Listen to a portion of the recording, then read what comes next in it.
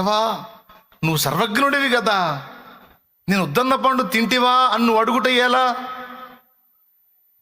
అంటే మా నాన్నలాగే నువ్వు మాతో వ్యవహరిస్తావా?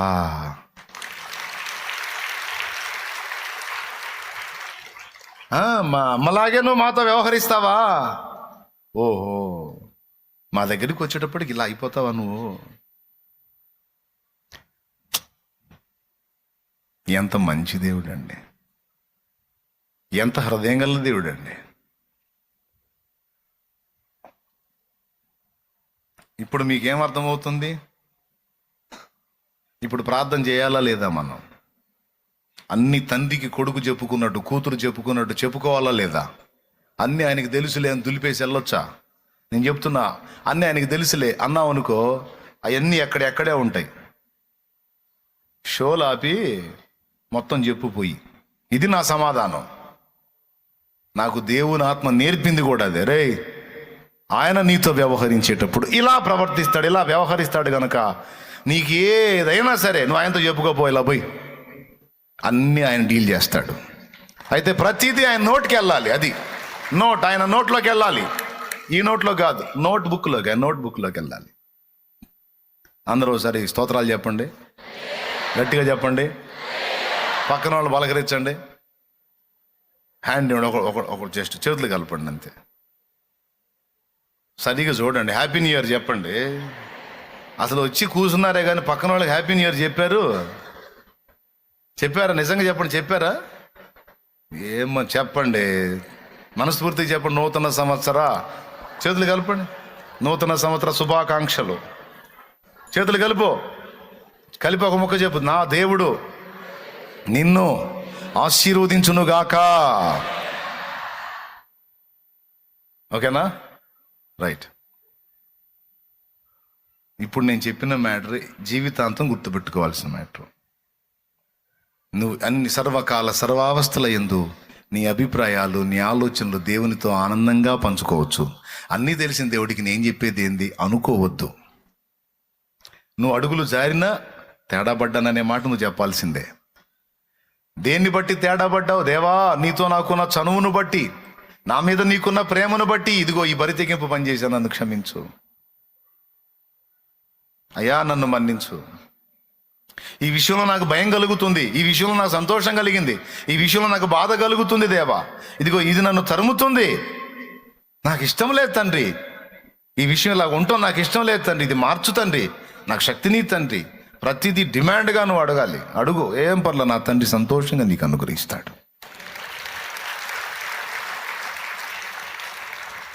దేవునికి మహిమ. పొరపాటును కూడా నేను అతనికి స్థలం ఈయనన్నాడు ఒక ఆయన.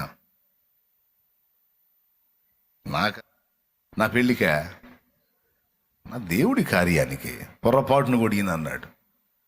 పోయి కూర్చున్నా. నువ్వేమో బైబిల్లోనేమో సర్వభూమియు నాదే కదా అని రాపిచ్చావు, వాడేమో నీకేమని అంటున్నాడు, భూమి నీదే వాడిదే అన్న. దేవునికి స్తోత్రం.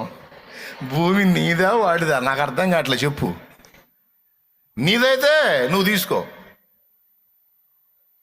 లేకపోతే అతనికి పొరపాటును కూడా నేను అంటాడా? ఏం చేశాను నేను వాడికి అంత దుర్మార్గం? ఏం చేశాను ప్రభు? ఎందుకు వాడికి నా మీద అంత కక్ష?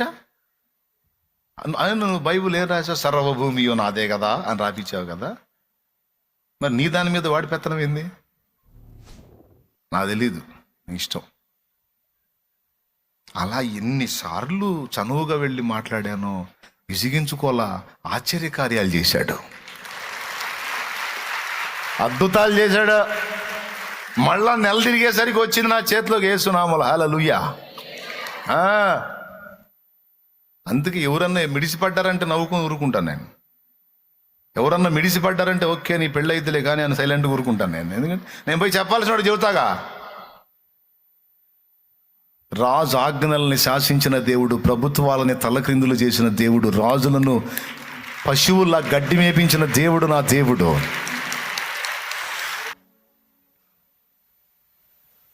మా నాన్న ఎంత ప్రేమ గలవాడండి.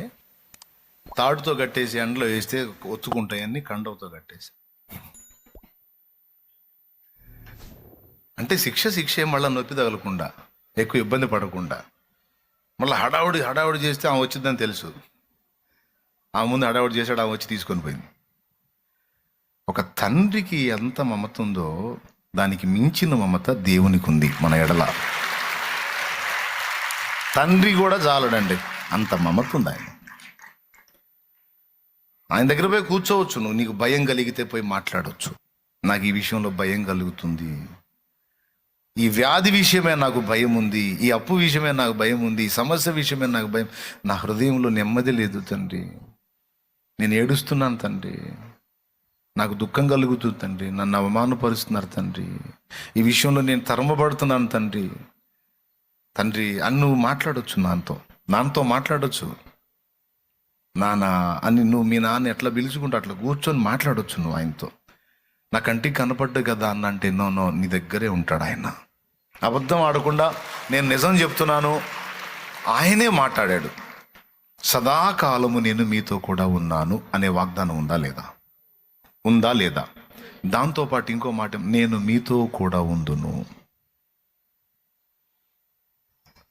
పరిశుద్ధాత్మ మీలో నివసించును అనుంది.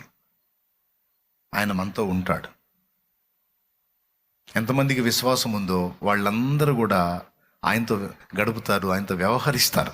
ఈ నూతన సంవత్సర శుభారంభంలో ఈ మొదటి శుక్రవారం వేళ ఒక మంచి అనుభవం. అంటే మీరు ఎరగంది కాదు, మీరు ఎరిగింది అయితే మళ్ళొక్కసారి దేవుడు మాట్లాడాడని గ్రహించండి.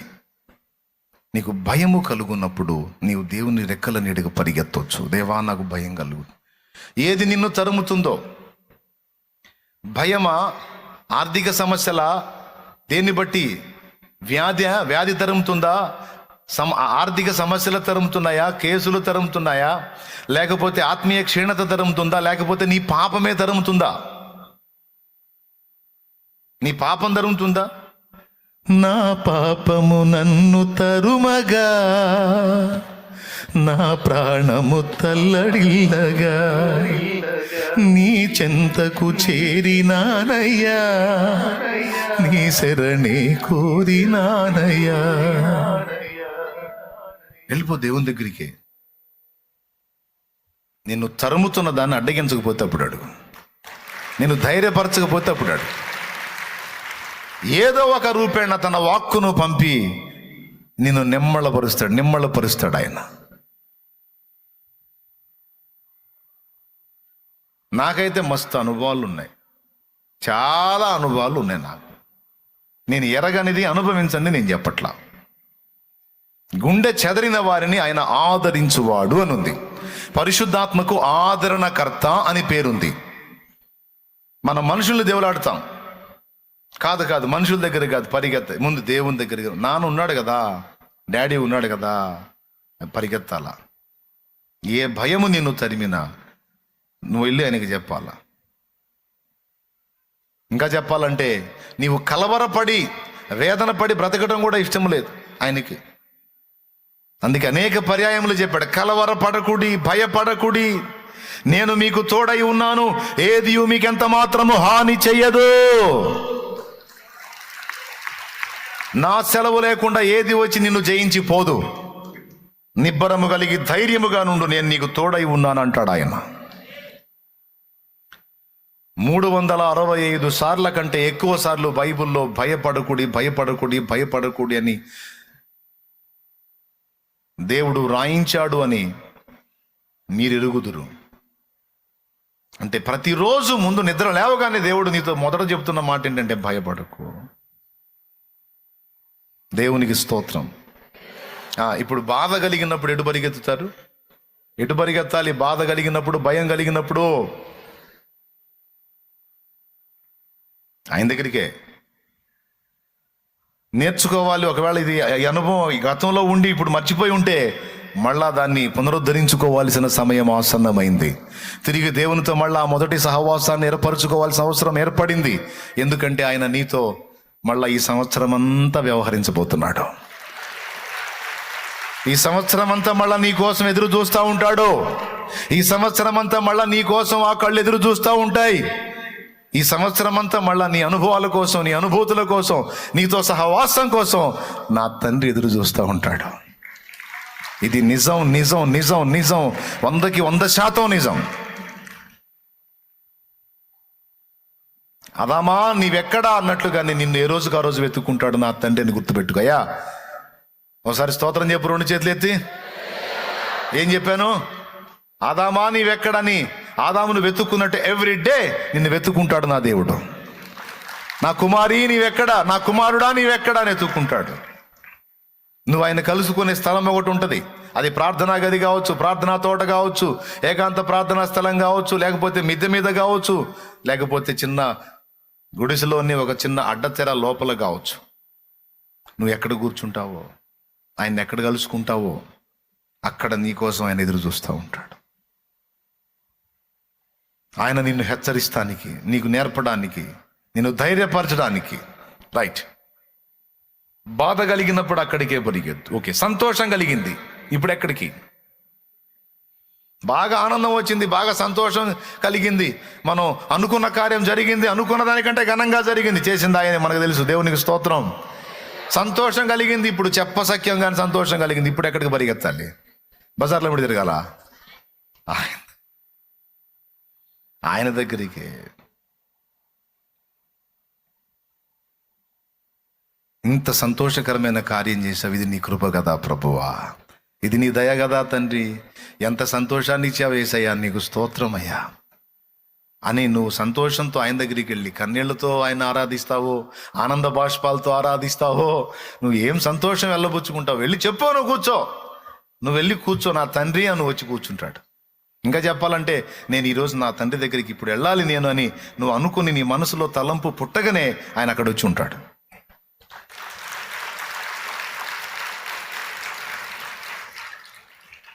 నిజమేనా?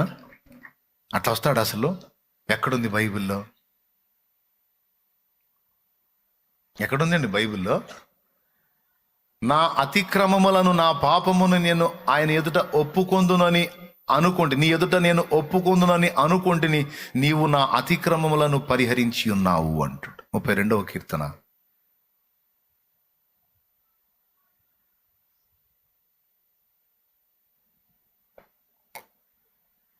తొందరగా చూడనా? 5వ వచనం. అది, నా దోషమును కప్పుకొనక నీ ఎదుట నా పాపమును ఒప్పుకొంటిని, యెహోవా సన్నిధిని నా అతిక్రమములు ఒప్పుకొందును అనుకొంటిని. ఒప్పుకున్నాడా? అనుకున్నాడా? ఒప్పుకుందాం అనుకున్నాడా? అక్కడ ఏం కనపడుతుందో ఒకసారి చూసి చెప్పండి నాకు. యెహోవా సన్నిధిని నా అతిక్రమములు ఒప్పుకొందును అనుకొంటిని. అనుకొంటిని అంటే ఒప్పుకుందాం అనుకున్నాడు. అంటే నువ్వు చర్చికి వెళ్దాం అనుకున్నట్టు, ఇంటికాడ అనుకున్నావు కదా చర్చికి వెళ్దాం అని, ఈరోజు వెళ్దాం అని. వచ్చావా? అనుకున్నావా? రాలేదు, అనుకున్నావు. ఇంటికాడుండి ఏడొచ్చావు? ఇంటికాడుండి అనుకున్నావు.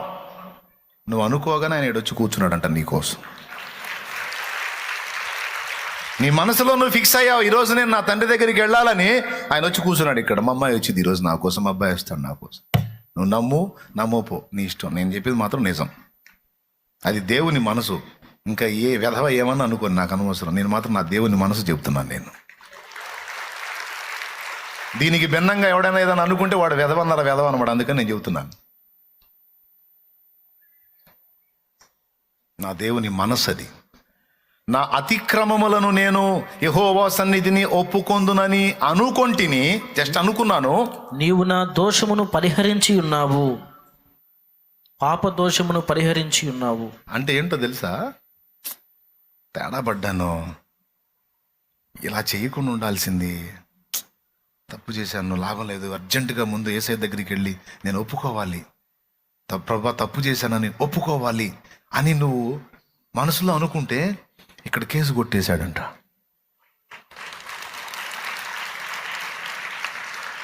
తుడిచేశాడంట. దీన్ని బట్టి అర్థం చేసుకో, నేను ఆయన దగ్గరికి వెళ్ళాలి, ఇప్పుడు నాకు సంతోషం కలిగింది, నా సంతోషం నా తండ్రితో చెప్పుకోవాలి అని నువ్వు మనసులో ఫిక్స్ అయిపోతే నువ్వు ఎక్కడికైతే వచ్చి ఆయన కలుసుకుంటావో అక్కడికి వచ్చే కూర్చుంటాడంట ఆయన. దీన్ని బట్టి చెప్పాను నేను. ఏమన్నా అర్థమైందా? ఎంతమందికి అర్థమైంది? ఎంత ఇంట్రెస్టో నువ్వంటే, మళ్ళీ మీ ఇంటి వాళ్ళకు కూడా సేదరు నువ్వంటే, కానీ నువ్వంటే ఆయనకి చాలా ఇంట్రెస్ట్.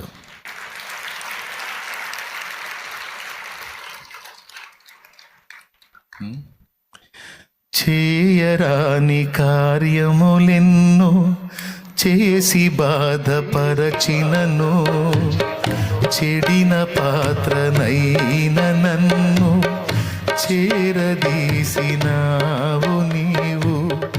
చేయరాని కార్యములెన్నో చేసి బాధపరచినను, చెడిన పాత్రనైన నన్ను చేరదీసినావు నీవు. ఏ మంచి లేని నన్ను ఎడబాయవైతివి, ఏ మంచి లేని నన్ను ఎడబాయవైతివి, విడనాడవైతివి. యేసయ్యా యేసయ్యా యేసయ్యా యేసయ్యా యేసయ్యా యేసయ్యా యేసయ్యా యేసయ్యా. అమ్మ చూపలేదు నీ ప్రేమ, నాన్న చూపలేడు నీ ప్రేమ. అమ్మ చూపలేదు నీ ప్రేమ, నాన్న చూపలేడు. దేవునికి మహిమ. అపరాధము జరిగినప్పుడు కూడా నువ్వు అక్కడికే పరిగెత్తాల్సి ఉంది. సైతాన్ దగ్గరికి పరిగెత్తొద్దు. సైతాన్ నా తేడా పడ్డాను అంటే వాడు కృంగదీస్తాడు. నువ్వు దేవుని దగ్గరికి పరిగెత్తాలి. పొరపాటు జరిగిన వేళ కూడా నువ్వు ఆయన దగ్గరికే పరిగెత్తాలి. 3 సంగతులు చెప్పా. బాధ భయము కలిగినప్పుడు నువ్వు ఆయన దగ్గరికే పరిగెత్తు. ఎక్కడికి పరిగెత్తుతావు? ప్రభు దగ్గరికే పరిగెత్తితే ఆయన నీ కోసం ఉంటాడా? మనుషులు హ్యాండ్ ఇస్తారేమో, ఆయన అయితే నువ్వు వెళ్ళాలి అని అనుకోగానే వచ్చి దిగొచ్చి కూర్చుంటాడు అక్కడ.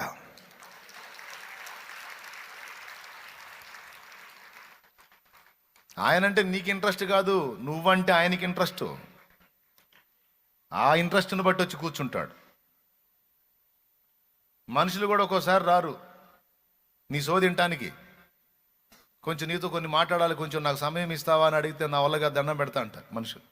కానీ దేవుడు నీ కోసం, నేను ఈరోజు నా తండ్రికి వెళ్ళి చెప్పుకోవాలంటే వచ్చి ముందే కూర్చుంటాడని నమ్మి, ఇది వాస్తవం అని ఎరిగి ఆ విధంగా సిద్ధపడు. నువ్వు బాధ భయము కలుగున్నప్పుడు నీవు ఆయన రెక్కల కిందికి పరిగెత్తు. ఎలాగనగా ఆయన ఆదరణకర్త, ఆశ్రయపురం.